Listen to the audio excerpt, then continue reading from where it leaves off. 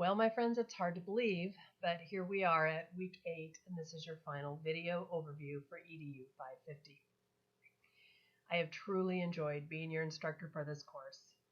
I have been so impressed with your reflections and the depth of your analysis as you really thought through the issues that this course has presented. For this final week, you need to be aware of the shortened timeline, first of all. Your initial post on the discussion board needs to be submitted by Wednesday at midnight rather than Thursday, and your responses are due by Friday at midnight. Also, your group project, which will be due this week, is to be submitted to that section of the discussion board under week 8 by Friday at midnight. This is to give me time to grade so that I can submit your grades. Once the course ends, I have a really quick turnaround time to get your grades submitted to Concordia. So I do need that weekend time. And so if you absolutely can't do it by Friday, let me know. I'll see what we can do to stretch out your timeline. But otherwise, the timeline is shortened this week, and all things are due by Friday at midnight. And then you can say, hey, I'm done. Go out for Friday date night and enjoy. Okay, the discussion board for week 8 asks you to read and reflect on the final chapter, which is a very short chapter of the text, chapter 14. Chapter 14 presents a theory of impact, which is a way to see what your teaching is likely to amount to for yourselves, your students, and for society. There are 3 things to consider. 1, that teachers are more likely to teach effectively if they understand their students well. 2,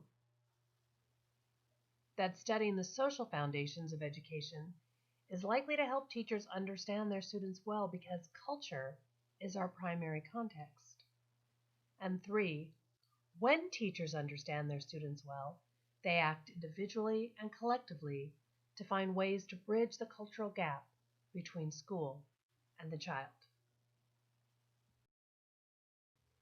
The author suggests that there are 3 main motivations for teaching.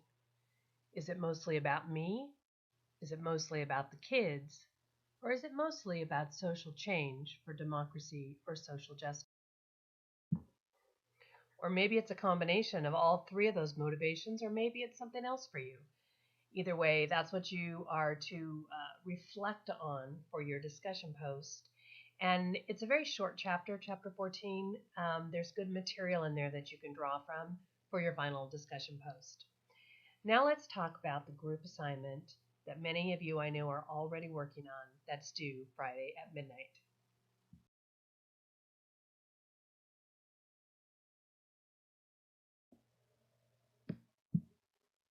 Don't forget to look at the assignment rubric for this project. With 40 points total, 10 points for the historical summary, 10 for the present day issues, and 10 for the pros and cons of each issue. 5 points for having sources, at least 3 sources, and 5 points for creativity. Choose one group member to post the group's contemporary issues group presentation to the discussion board by Friday at midnight. Peer responses are optional but encouraged. You do want to have a reference slide for this project. You do not need to do in-text citations, particularly because you're encouraged in this project to use mostly video or picture or audio clips to present. I am not a technology expert, as you can tell by my weekly overview videos, but I know all know a lot more about it than I do. So as long as you follow the guidelines of this assignment, you'll be fine, but don't stress out over places to find in-text citations. Just have a nice reference page at the end. Well, I look forward to this final week. I look forward to grading your work that will be due at the end of this weekend. I'll try to get a quick turnaround for you on that work so you know where you stand and your discussion boards. And then I will look forward to your final discussion boards and projects.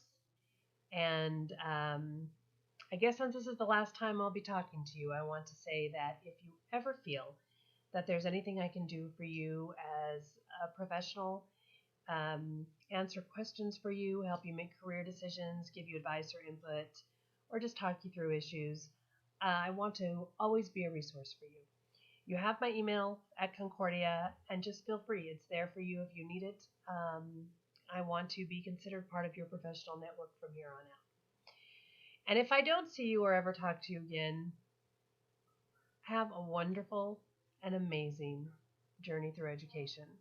In no time at all, you'll have your master's degrees. And I know that just by going through this course, you are that much more impactful of a teacher. Goodbye, and God bless.